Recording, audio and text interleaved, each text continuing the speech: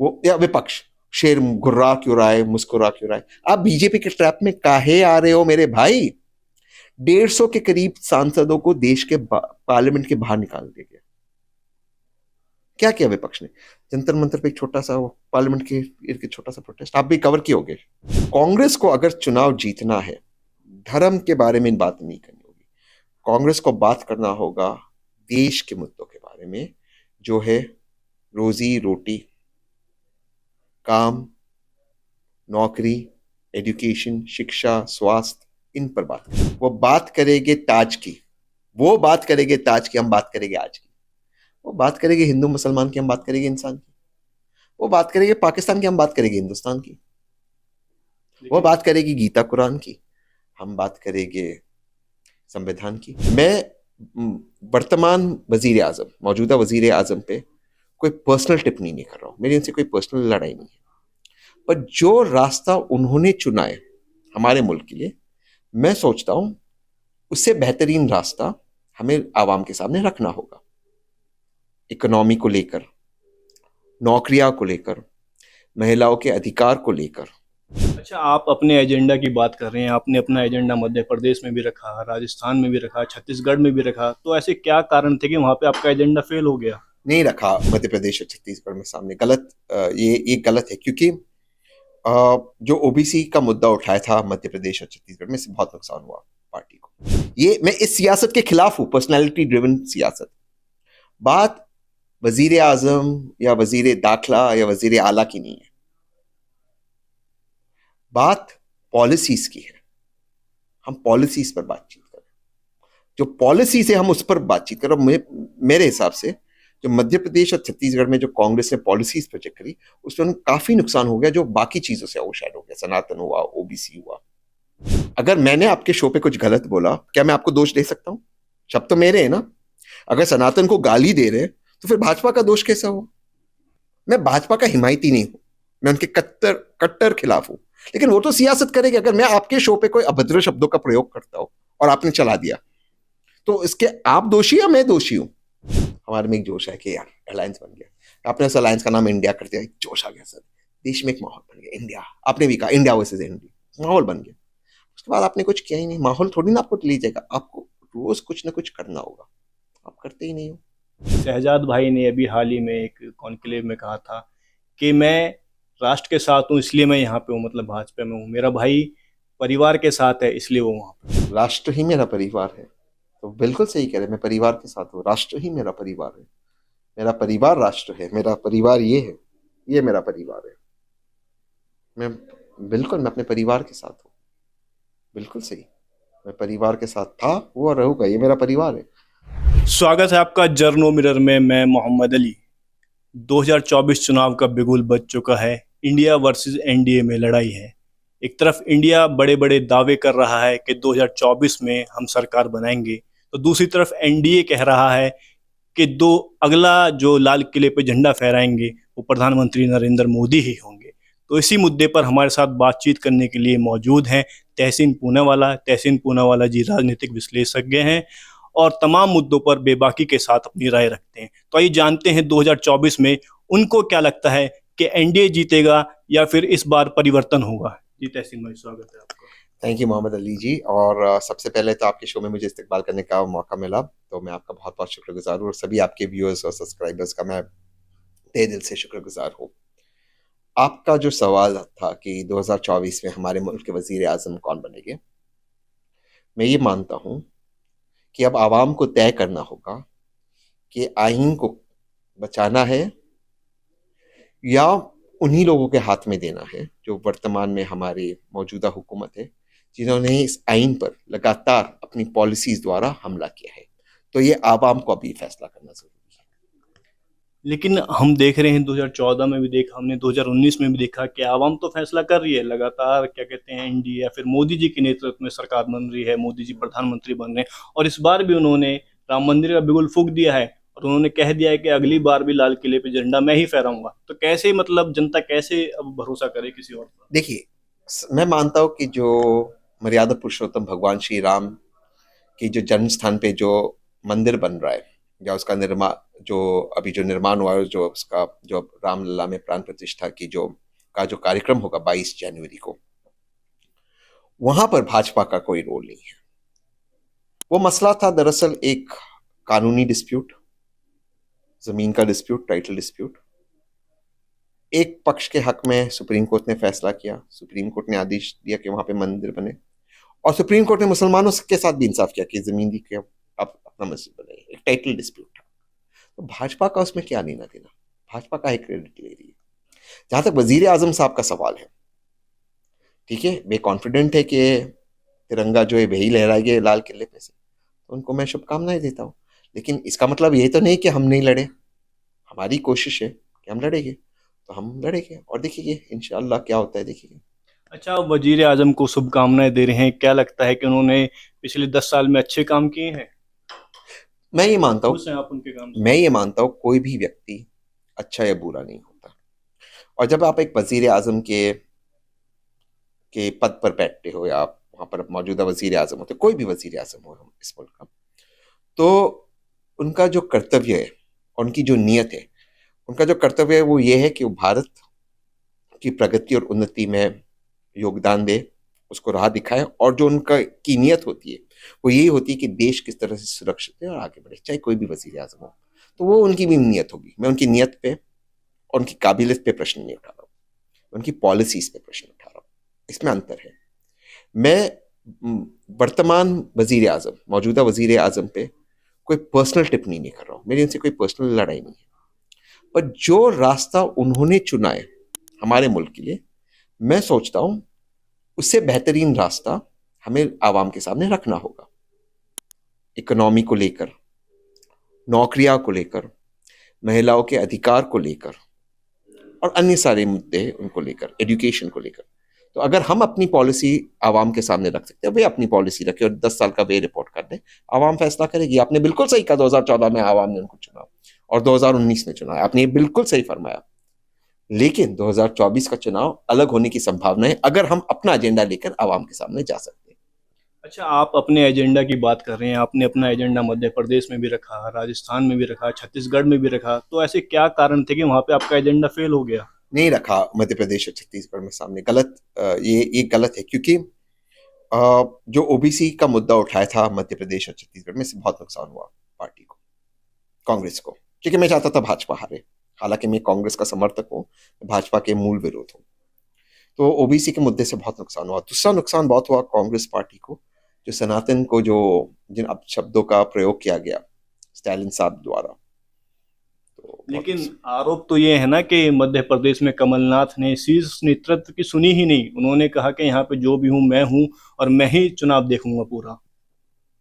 लेकिन जो बयान दिए गए तमिलनाडु से होके, कमलनाथ जी ने दिए। ओबीसी का मुद्दा कमलनाथ जी का था, और चलो कमलनाथ जी ने बात नहीं सुनी, फिर छत्तीसगढ़ में क्या हुआ, बघेल जी तो सुन रहे थे ना बात। देखिए, ये सारी हमें पर्सनैलिटी ड्रिवन नहीं करना चाहिए। ये मैं इस सियासत के खिलाफ हूं, पर्सनैलिटी ड्रिवन सियासत। बात वजीर आजम या वजीर दाखिला या वजीर आला की नहीं है, बात पॉलिसीज की है। हम पॉलिसीज पर बातचीत करें, जो पॉलिसीज है हम उस पर बातचीत करें। मेरे हिसाब से जो मध्य प्रदेश और छत्तीसगढ़ में जो कांग्रेस ने पॉलिसीज प्रोजेक्ट करी, उसमें काफी नुकसान हो गया, जो बाकी चीजों से ओवरशैडो हो गया। सनातन हुआ, ओबीसी हुआ।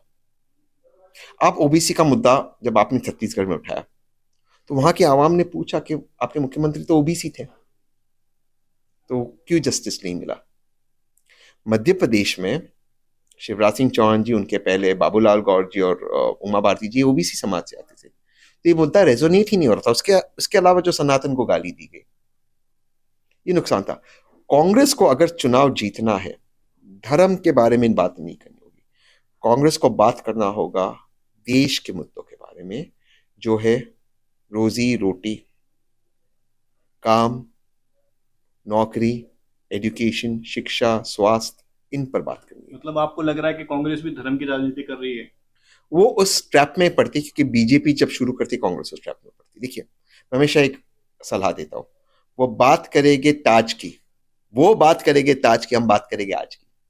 वो बात करेंगे हिंदू मुसलमान की, हम बात करेंगे इंसान की। वो बात करेंगे पाकिस्तान की, हम बात करेंगे हिंदुस्तान की। वो लेकिन बात करेगी गीता कुरान की, हम बात करेंगे संविधान की। तो इन मुद्दों पर बात करो, उनके मुद्दों पर क्यों बात कर रहे हो? लेकिन फंस जाते हैं ना कांग्रेसी भी कभी कभी उनके तो मुद्दों नहीं में। फंसना चाहिए ना। अब आप देखिए मोहम्मद भाई, मैं आपकी बहुत रिस्पेक्ट करता हूँ। क्या देश का मुद्दा जो नया पार्लियामेंट बना उसके ऊपर शेर घुर्रा रहा है या मुस्कुरा रहा है कि ये देश का मुद्दा है, या देश का मुद्दा है उसी पार्लियामेंट से करीबन 150 सांसद को बाहर निकाला गया? देश का मुद्दा क्या है, मैं आपसे पूछ रहा हूँ। कांग्रेस किस बात की लड़ाई लड़ रही है? वो या विपक्ष शेर घुर्रा क्यों रहा है, मुस्कुरा क्यों रहा है? आप बीजेपी के ट्रैप में काहे आ रहे हो मेरे भाई? 150 के करीब सांसदों को देश के पार्लियामेंट के बाहर निकाल दिया गया। क्या किया विपक्ष ने? जंतर मंतर पे एक छोटा सा वो पार्लियामेंट के इर्द छोटा सा प्रोटेस्ट, आप भी कवर किए होगे। जी। आप सोचिए किसी भी जमहूरियत में 150 सांसद को निकाल दिया गया विपक्ष के, क्या हो जाता उस जमहूरियत में? तो विपक्ष भी उसी ट्रैप में गिर रही है ना। देखिए, मैं भाजपा को इसलिए दोष नहीं देता हूं, मैं दोबारा से कहता हूं, मैं भाजपा के खिलाफ हूं। यार वो तो अपना सियासत करेंगे ना, उनका तो जवाब मणिपुर पे नहीं देना है। तो वो चाहेंगे आप सवाल उठा के प्रधानमंत्री ड्रेसिंग रूम में क्यों गए, वो तो चाहेंगे ये बात ना। उनको नहीं मणिपुर पे बात करनी है, आप कीजिए ना मणिपुर पे बात। आपको क्या लेना देना प्रधानमंत्री जी वजीर आजम ड्रेसिंग रूम में गए या व्हाइट हाउस में गए, उससे आपको क्या फर्क पड़ता है? आप ही उस पर डिबेट कर रहे हो। आप उल्टा होते हैं, व्हाइट हाउस जाओ, आप जहां जाओ भैया, आप बताओ मणिपुर आप कब जा रहे हो? आप ड्रेसिंग रूम गए, ठीक है, मणिपुर जाओ, आप उस पर डिबेट करो। फिर देखो अगर मोहम्मद अली आपको कवर करते या नहीं करते। सवाल वो है, अगर मैंने आपके शो पे कुछ गलत बोला, क्या मैं आपको दोष दे सकता हूं? शब्द तो मेरे हैं ना। अगर सनातन को गाली दे रहे तो फिर भाजपा का दोष कैसा हुआ? मैं भाजपा का हिमायती नहीं हूं, मैं उनके कट्टर कट्टर खिलाफ हूं। लेकिन वो तो सियासत करेगी। अगर मैं आपके शो पे कोई अभद्र शब्दों का प्रयोग करता हूं और आपने चला दिया, तो इसके आप दोषी या मैं दोषी हूं? फिर मैं कह सकता हूं आपके चैनल को मैं दोष दे सकता हूं आपको कि आपने क्यों चलाया मेरे खिलाफ, आप मेरे खिलाफ एजेंडा चला रहे। तो मुझे सोच समझ कर क्या बोलना है वो बोलना चाहिए। अच्छा, तहसीन भाई, आप पॉलिसी की बात कर रहे हैं, लेकिन पॉलिसी तो बाद में आएगी। पहले तो अलायंस में जो लोग हैं उनका मेल जोल रहना बहुत जरूरी है। हम देख रहे हैं कि पश्चिम बंगाल से भी अलग आवाज उठ रही है, उत्तर प्रदेश से भी अखिलेश यादव अलग आवाज उठा रहे हैं, नीतीश कुमार भी अलग आवाज उठा रहे हैं। तो कैसे क्या संभव हो पाएगा कि इंडिया अलायंस रह पाएगा 24 तक? हाँ, अलायंस रह जाएगा, बट ये है ना कि इसका समीकरण कैसा बनता है, ये अब तक हो जाना चाहिए था। मैं मानता हूं सितंबर से लेकर आज तक ये बहुत समय वेस्ट हो चुका है। मीटिंग हुई है लेकिन हल नहीं निकला है कुछ। अरे अब तक आपके सीट डिसाइड हो जानी चाहिए थे। मीटिंग वो, देखो जब इंडिया अलायंस फॉर्म हुआ तब एक लोगों में जोश आया, जो लोग चाहते, मेरे जैसे लोग जो भाजपा है, हमारे में एक जोश है कि यार अलायंस बन गया। आपने उस अलायंस का नाम इंडिया कर दिया, एक जोश आ गया सर, देश में एक माहौल बन गया इंडिया। आपने भी कहा इंडिया वर्सेज इंडिया, माहौल बन गया। उसके बाद आपने कुछ किया ही नहीं। माहौल थोड़ी ना आपको ले जाएगा, आपको रोज कुछ ना कुछ करना होगा, आप करते ही नहीं हो। अच्छा, ये बताइए, राम मंदिर का मुद्दा इस टाइम जोरों पर है। 2024 के लिए भाजपा अपनी पूरी तैयारी है राम मंदिर को लेकर। 22 तारीख को इसका शिलान्यास भी है। कांग्रेस ऐसा क्या कर रही है कि भाजपा की जो धर्म की राजनीति है उसको टक्कर दे सके और बीजेपी को इस महामुकाबले में हरा सके? देखिए, पहली बात, एक भव्य राम मंदिर बनने जा रहा है माननीय सुप्रीम कोर्ट के आदेश पर। मैं अब भी नहीं मुझे अब भी समझ में नहीं आ रहा इससे भाजपा का क्या लेना देना। काहे वो काहे इतने, वो काहे इस पे, वो काहे मेहमान नवाजी कर रहे, इनका क्या लेना देना? वही मैं बता रहा हूँ, मोदी जी कह रहे हैं कि हमारे कार्यकाल में फैसला हुआ है। पहले कांग्रेस की सरकार थी 10 साल, तब तो फैसला नहीं आ पाया सुप्रीम कोर्ट का। तो माननीय प्रधानमंत्री जी ये मानते, माननीय वजीर आजम क्या है, सुप्रीम कोर्ट को वे चलाते? ये तो सुप्रीम कोर्ट की तौहीन होगी। और वही सी सुप्रीम कोर्ट ने माननीय प्रधानमंत्री जी से कहा था, वजीर आजम से, कि इस मामले में हस्तक्षेप करो। तब वजीर आजम ने कहा नहीं नहीं, ये तो टाइटल डिस्प्यूट है, हम नहीं करेंगे हस्तक्षेप। तब क्यों नहीं किया उनके कार्यकाल में? ये वजीर, मौजूदा वजीर आजम की मैं बात कर रहा हूँ। श्रेय हम ले, श्रेय वे ले, मेहनत नहीं करे, इनका क्या है? इनका इससे कोई लेना देना नहीं। दूसरी बात, राम जो है आस्था के प्रतीक तो है, लेकिन राम जी भारत की सिविलाइजेशनल आइडेंटिटी भी है। मुसलमानों को भगवान राम से कोई बेर नहीं है, मुसलमान भगवान राम का आदर करते हैं। इस मुल्क में मैं सारे मुल्क में मैं घुमाऊं, कोई भी मुसलमान, मुसलमान क्या, मुसलमान सिख कोई भी हो, उनको भगवान राम से कोई दिक्कत नहीं है। तो भाजपा भगवान राम के प्रतिनिधि कैसे बने? अब तीसरी बात, भगवान राम, मर्यादा पुरुषोत्तम भगवान राम किस चीज के लिए जाने जाते थे? रघुकुल रीत सदा चली आए, प्राण जाए पर वचन ना जाए। क्या हुआ उन राम के बच्चों के साथ जो वचन किया था, वो अगर बहनों के साथ माननीय प्रधानमंत्री जी ने कि आप मेरे परिवार का हिस्सा हो, क्या हुआ? ब्रिजभूषण शरण सिंह जी गए जेल में? क्या वो ये राम के बच्चे नहीं है, बेटियां नहीं है? मणिपुर के हमारे लोग राम के बच्चे नहीं है? जो लोग बेरोजगार है, चाहे वो हिंदू हो या मुसलमान हो, वो राम के बच्चे नहीं है? जहां हमारा डेट आज 100% हो गया, जीडीपी का होने वाला है, ऐसा आईएमएफ बताता है और चेतावनी देती है, जो कर्ज का बोझ हम सब पे आएगा, हम राम के बच्चे नहीं है? राम राज्य क्या है? राम राज्य है न्याय, इंसाफ, सबका साथ सबका विकास, सिर्फ बोलने का नहीं, करने का। मणिपुर का विकास हो रहा है, वे अपने हमारे साथ है। कश्मीर पे आ जाते हैं, हाल में हमारे भारतीय सैनिक, बताया जाता है कि कुछ हमारे सैनिकों का सर काटा गया। देश के रक्षा मंत्री जी ने एक स्टेटमेंट दिया, देश के गृह मंत्री ने एक स्टेटमेंट दिया, माननीय प्रधानमंत्री जी ने एक स्टेटमेंट दिया, सर काटा गया है। उसी कश्मीर के अंदर सिविलियंस को उठाकर उनके साथ जिस तरह से व्यवहार हुआ, इंक्वायरी लगी है, बट कुछ स्टेटमेंट हुआ। अच्छा, ये कश्मीर के मुद्दे पर, जो कश्मीर में सेना पर हमले हो रहे हैं लगातार, उस पर हमने कल ही जनरल वीके सिंह से सवाल किया, बीजेपी सांसद हैं, तो उन्होंने कहा कि अमेरिका में भी तो हमले होते हैं, क्या अमेरिका खत्म हो गया?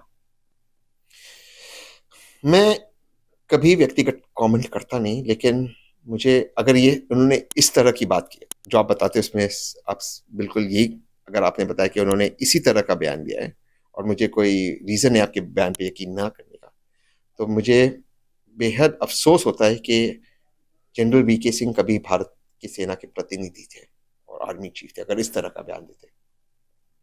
हमारे सैनिक के सर काटे गए और भाजपा के मिनिस्टर और एमपी कहते, तो क्या हमारी देश खत्म हो गया सर काटने पर? ये राष्ट्रवाद है इनका, ये राम राज्य है इनका। अगर जो आप बता रहे हो सही है, तो जनरल वीके सिंह साहब को सारे देश के सामने माफी मांगनी होगी और मांगनी चाहिए। किस तरह का बयान दे रहे वो? देश खत्म हो गया अगर सर कट गए? कल तो आप कहेंगे हमारे सैनिक शहीद हो गए, तो क्या हो गया, देश खत्म हो गया? ये कोई बात करने का तरीका है? और इस बात का अफसोस होता है कि वे हमारे आर्मी के चीफ थे, लेकिन सरप्राइज नहीं हो, कोर्ट गए थे ना, अपनी सरकार के खिलाफ कोर्ट गए थे। अगर एक आए तो बहुत ही अफसोसजनक बयान है उनका।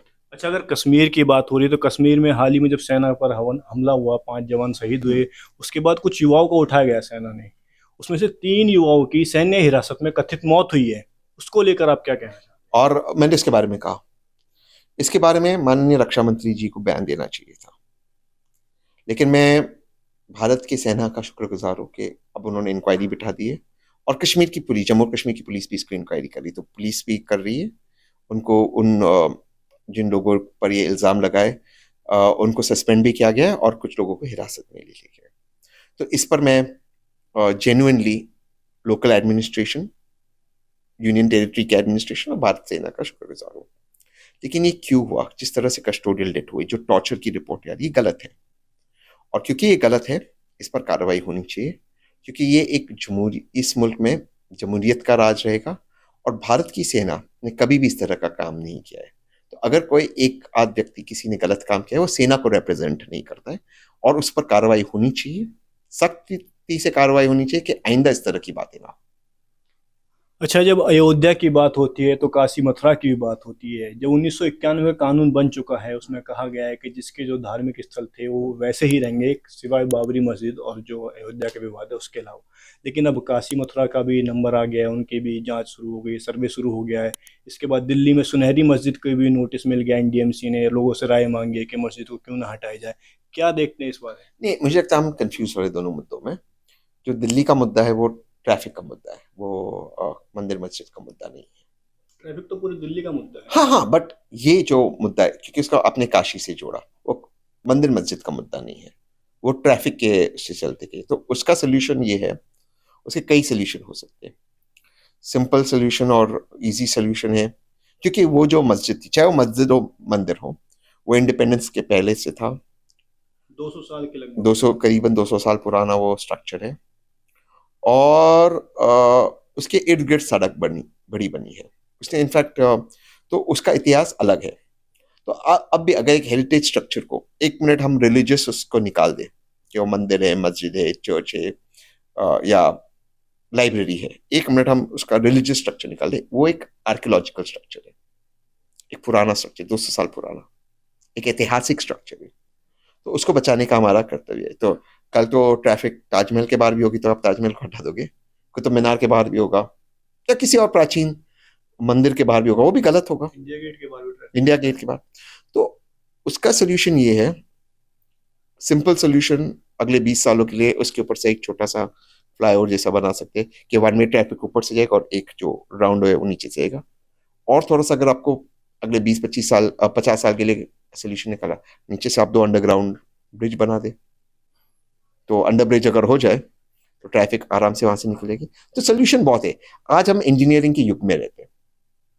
सिंपल सोल्यूशन जो बहुत ही कम जो रिसोर्सेज को लेगा, वो हम एक छोटा सा ब्रिज जैसा ऊपर से बना दे, वन वे ट्रैफिक ऊपर से जाए, बाकी ट्रैफिक नीचे से जाए, सोल्यूशन हो जाएगा। अगले 25 साल 30 साल तक कोई तकलीफ नहीं, अगर ट्रैफिक मल्टीप्लाई भी हुआ तो। अच्छा तहसीन भाई, आप मुस्लिम समुदाय से ताल्लुक़ रखते हैं। अभी सुखबीर सिंह बादल ने एक बयान दिया है कि 14% देश में मुसलमान हैं, लेकिन वो एकजुट नहीं है, इसलिए उनका कोई नेतृत्व नहीं है। सिख 2% है, एकजुट हैं, इसलिए उनके पास नेतृत्व है। जी, मैंने हमेशा ये कहा है, कोई मुस्लिम वोट बैंक नहीं। ये बीजेपी गलत की थी, मुस्लिम वोट बैंक, कोई मुस्लिम वोट बैंक नहीं। मुस्लिम वोट बैंक होता तो मुसलमान इस तरह से उत्तर प्रदेश में थोड़ी ना पॉलिटिकली कॉर्नर्ड होता। लेकिन वोट बैंक जो है वो धर्म के नाम पर नहीं होना चाहिए। वोट बैंक जो है वो प्रगति के नाम पर होना चाहिए, डेवलपमेंट के नाम पर होना चाहिए। गरीब मुसलमान बच्चा और गरीब हिंदू बच्चा का दुश्मन एक ही है, बेरोजगारी, लैक ऑफ अपॉर्चुनिटीज, शिक्षा के माध्यम उतने नहीं है, स्वास्थ्य हॉस्पिटल्स में इलाज नहीं होता, सरकारी अस्पताल में। उनकी दुश्मन एक ही है। अगले 20-25 साल तक हमें हिंदू मुसलमान भूलकर एक होकर इन लोगों के खिलाफ लड़ना है। बेरोजगारी, लैक ऑफ अपॉर्चुनिटीज, स्वास्थ्य। भाजपा नहीं चाहती, भाजपा चाहती है हम हिंदू मुसलमान पे बात करें। मैं हमेशा एक बात पूछता हूं, अगर धर्म इतने खतरे में होता, हिंदू धर्म मान लो खतरे में है, तो क्यों हिमंता बिस्वा शर्मा जी के बच्चे सड़क पे नहीं आते धर्म बचाने के? क्यों शिवराज सिंह चौहान जी के बच्चे नहीं आते सड़क पे धर्म बचाने के लिए? क्यों अमित शाह जी के पुत्र जयशाह जी नहीं आते सड़क पे धर्म बचाने के लिए? क्यों अजीत दोवल जी के बच्चे नहीं आते धर्म पे? ये सारे अंग्रेजी में सीखते हैं, बेस्ट यूनिवर्सिटीज में जाते हैं। जयशाह जी तो दुबई जाके शेखों के साथ बैठते हैं।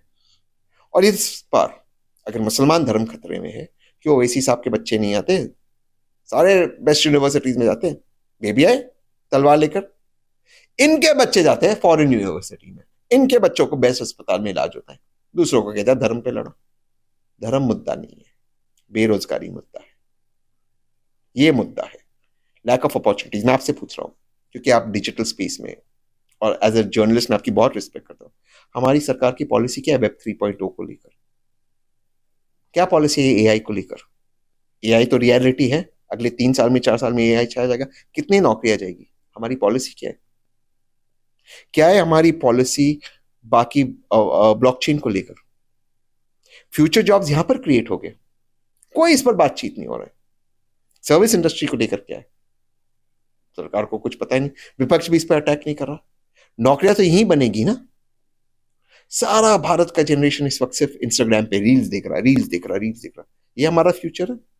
जो देखो रील देख रहा है, सड़क पे रील बना रहा है। हमारा फ्यूचर क्या है? मोदी जी कह तो रहे हैं कि 5 ट्रिलियन इकोनॉमी बना रहे हैं। 5 ट्रिलियन होगी इकॉनमी हमारी। मोहम्मद भाई अब प्लीज समझो, इकॉनमी होगी, हमारी आबादी 150 करोड़ है, वो होगी। क्या हमारी पर कैपिटा इनकम जो इस वक्त 127 हुआ है भारत में, वो 5वीं बड़ी हो सकती है? वो चैलेंज है ना मेरे भाई,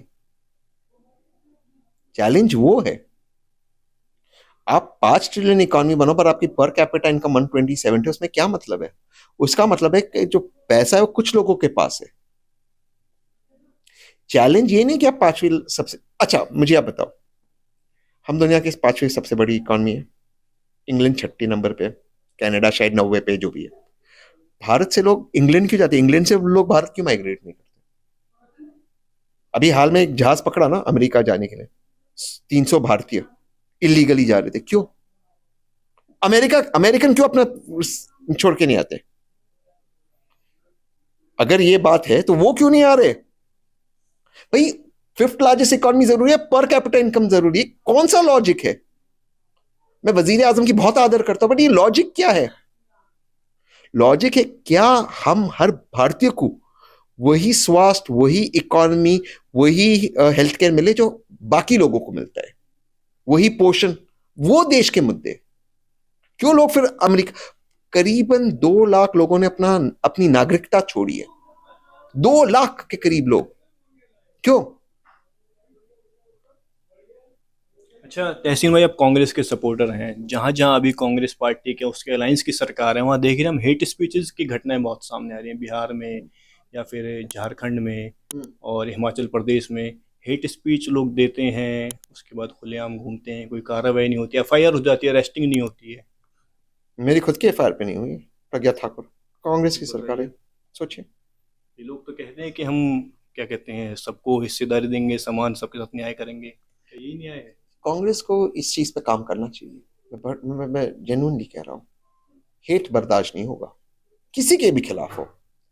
और मैं वो तहसीन पुनालो जिसने कहा कि स्टालिन गलत था सनातन धर्म को गाली देना, आपके भी इंटरव्यू में कहा, वो भी गलत है।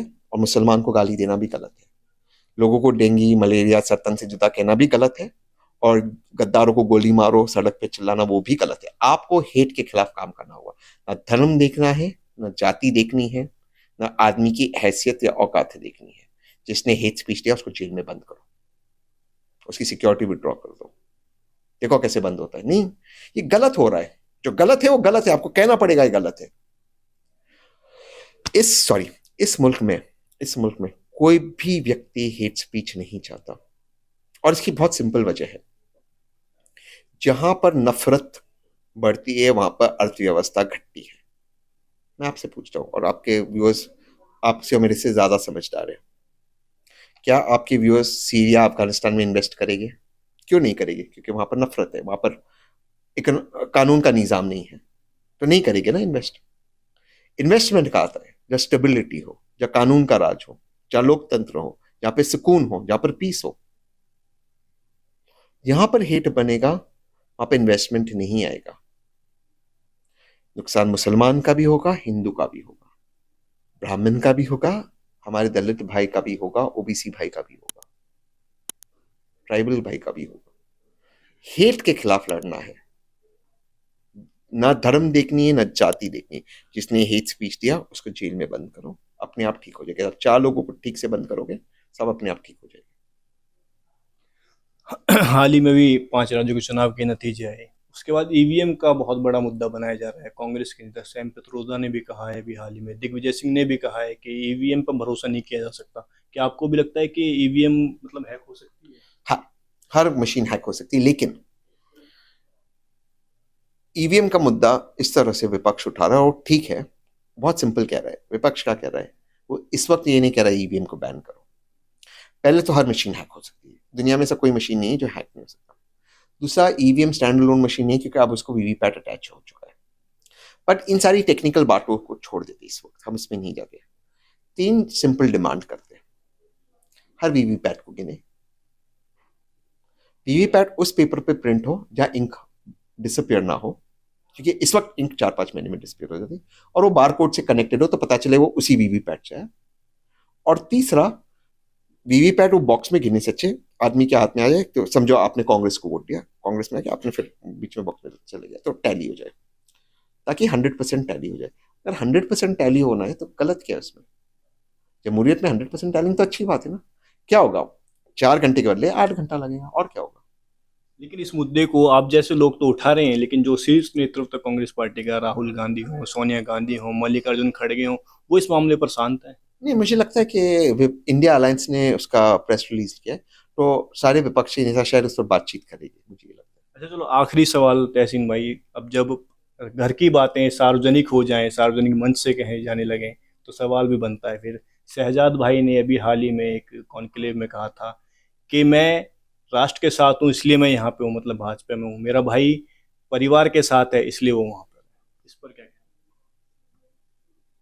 राष्ट्र ही मेरा परिवार है, तो बिल्कुल सही कह रहे हैं, मैं परिवार के साथ हूँ, राष्ट्र ही मेरा परिवार है, मेरा परिवार राष्ट्र है, मेरा परिवार ये है, ये मेरा परिवार है। मैं बिल्कुल, मैं अपने परिवार के साथ हूँ, बिल्कुल सही। मैं परिवार के साथ था, वो और रहूंगा, ये मेरा परिवार है। मेरे परिवार मेरा तिरंगा है, मेरा परिवार मेरा संविधान, मेरे आईन है, मेरा परिवार के सबसे पाक किताब आईन के अंदर पहले 4 शब्द है, हम भारत के लोग, यही मेरा परिवार है। तो उन्होंने बिल्कुल सही कहा, बिल्कुल सही फरमाया, मैं परिवार के साथ ही हूँ। ठीक है, बहुत बहुत शुक्रिया। तो ये थे तहसीन पुणे वाला। इनका साफ कहना है कि 2024 में अगर कांग्रेस पार्टी को जीतना होगा तो कुछ सुधार उनको भी करने होंगे, और नरेंद्र मोदी से इनका कोई बैर नहीं, कोई पर्सनल दुश्मनी नहीं है, लेकिन ये चाहते हैं कि इस बार 2024 में इंडिया अलायंस की सरकार बने।